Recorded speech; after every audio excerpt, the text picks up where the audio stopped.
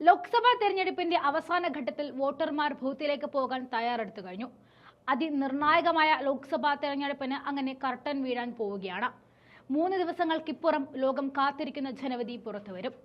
57 സീറ്റുകളിലേക്ക് polling നടക്കുന്ന ഈ ഘട്ടവും ഏറെ നിർണായകം തന്നെ. പ്രത്യേകിച്ച് ഒരു മാസം മുൻപ് വരെ നരേന്ദ്രമോദി പ്രത്യേകിച്ച് പ്രതിസന്ധികളൊന്നും നേരിട്ടില്ല എന്ന് വിലയിരുത്തിയ തെരഞ്ഞെടുപ്പിൽ കഴിഞ്ഞ ഒരു മാസത്തിനിടയിൽ BJPക്ക് കാര്യങ്ങൾ എളുപ്പമല്ല എന്ന് പ്രതിപക്ഷ പാർട്ടികൾ തെളിയിച്ചിരിക്കുകയാണ്.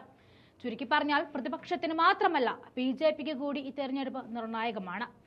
2019 6ാം ഘട്ടം കഴിഞ്ഞപ്പോൾ BJPക്ക് 278 സീറ്റുകൾ ലഭിച്ചതായാണ് ഫലപ്രഖ്യാപനം വന്നപ്പോൾ വ്യക്തമായത്. അതായത് കേവല ഭൂരിപക്ഷത്തിനുള്ള 272നേക്കാൾ 6 സീറ്റുകൾ അധികം ലഭിച്ചിരുന്നു. 5ാം ഘട്ടം കഴിഞ്ഞപ്പോൾ 238 സീറ്റുകളിലെ വിജയമാണ് BJP ഉറപ്പിച്ചത്. എന്നുവെച്ചാൽ 6ാം ഘട്ടത്തിൽ മാത്രം 40 സീറ്റുകൾ ജയിച്ചുകൊണ്ടാണ് BJP കേവല ഭൂരിപക്ഷം തികയ്ക്കുന്നത്.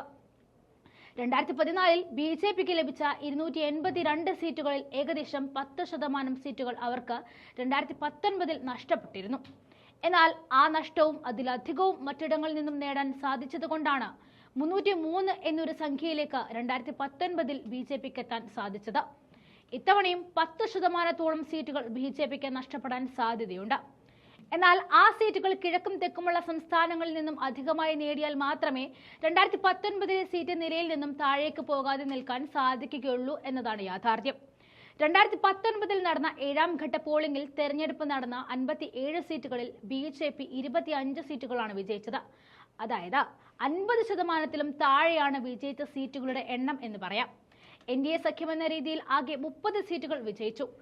ഇന്ന് ഇന്ത്യ മുന്നണിയിലുള്ള കക്ഷികൾക്ക് 9ഉം സഖ്യത്തിന്റെ ഭാഗമൊന്നുമാകാത്ത കക്ഷികൾക്ക് 18 സീറ്റും ലഭിച്ചു. ഈ കക്ഷികളിൽ തൃണമൂൽ, കോൺഗ്രസും ഉൾപ്പെടും. ഇത്തവണ തൃണമൂൽ പ്രതിപക്ഷ മഹാസഖ്യമായ ഇന്ത്യയെ പുറത്തുനിന്നും പിന്തുണയ്ക്കുന്നുണ്ട് എന്നത് വളരെ പ്രധാനപ്പെട്ട ഘടകമാണ്. ഹിന്ദി ഹൃദയഭൂമിയായ ഉത്തർപ്രദേശ്, ബീഹാർ, ജാർഖണ്ഡ്, ഹിമാചൽ പ്രദേശ് എന്നിവിടങ്ങളിലായി 7ാമത്തെ ഘട്ടത്തിൽ 28 സീറ്റുകളുണ്ട്. അതിൽ 13 സീറ്റുകൾ പഞ്ചാബിലാണ്. ഒഡീഷയും ബംഗാളും ഒരുമിച്ച് ചേർത്താൽ 15 സീറ്റുകൾ വരും.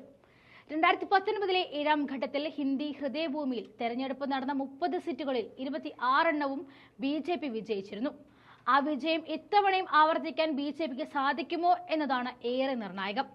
UPയിൽ സമാജ്വാദ് പാർട്ടി കോൺഗ്രസ് സഖ്യത്തിൽ നിൽക്കുന്നത് കൊണ്ട് തന്നെ അത്യാവശ്യം ശക്തമായ പ്രതിസന്ധി BJP ഇവിടെ അനുഭവിക്കുന്നുണ്ട്. പ്രത്യേകിച്ച് ഈ സഖ്യം ശക്തമാകുമെന്ന് കരുതുന്ന പൂർവാഞ്ചൽ മേഖലയിലാണ് BJPക്ക് ഭീഷണിയാവുന്നത്. മോദി നേരിട്ട് മത്സരിക്കുന്ന വാരണാസി മണ്ഡലവും ഈ മേഖലയിൽ ഉൾപ്പെടുന്നു എന്നതാണ് വസ്തുത. അപ്ന ദൾ ഉൾപ്പെടെയുള്ള ചെറു പാർട്ടികൾക്കും ഇവിടെ ശക്തമായ സ്വാധീനമുണ്ട്. ബീഹാറിലെ അവസാന ഘട്ടത്തിൽ 8 സീറ്റുകളിലും കഴിഞ്ഞ തവണ BJPയാണ് വിജയിച്ചത്.